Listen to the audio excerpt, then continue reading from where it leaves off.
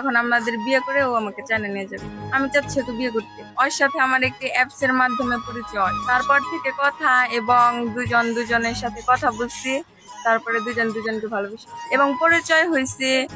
অনেকদিন কথা বলছি, তারপরে সিদ্ধান্ত নিছি যে দুজন দুজন একসাথে থাকবো। তো আমি কখনো কল্পনা করিনি যে ও আসবো। ও আমাকে যে ডেট দিছিল সেই ডেটই, 30 তারিখে ডেট দিছিল, 30 তারিখে আসছে। ও চাচ্ছে যে তোমার ফ্যামিলির মত মানে সিদ্ধান্ত আছে, ওর ফ্যামিলির সিদ্ধান্ত আছে। তো এখন আমাদের বিয়ে করে ও আমাকে চায়না নিয়ে যাবে। আমি চাচ্ছি ওকে বিয়ে করতে। যেহেতু ও আসছে আমি ওর সাথে চলে যাব। যেহেতু ও কোনো ধর্ম মানে না, তো পরে আমি বলছি যে আমি মুসলিম, তো আমি মুসলিম ধর্ম গ্রহণ করবো। আমি বাংলাদেশে যাওয়ার পরে আমি মুসলিম ধর্ম গ্রহণ করবো। ও মুসলিম ধর্ম গ্রহণ করার পরে আমাকে বিয়ে করবে, তার আগে বিয়ে করবে না।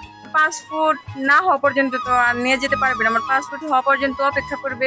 আমার মেয়ে যদি ওই জায়গায় যায় যদি শান্তিতে থাকে, তাহলে এখন আমরা কি করবো? তাহলে আমাকে তো রাজি হন লাগবো। আমার মেয়ে যে ওই জায়গায় যদি শান্তি পায়, তাহলে আমরা শান্তি পাই। আমার ভাগ্নি, অবশ্যই আমি এই বিষয়গুলো জানতাম না। আজকে হঠাৎ করে ঢাকার থেকে আমার ভাগ্নি আমার বাসায় আইছে।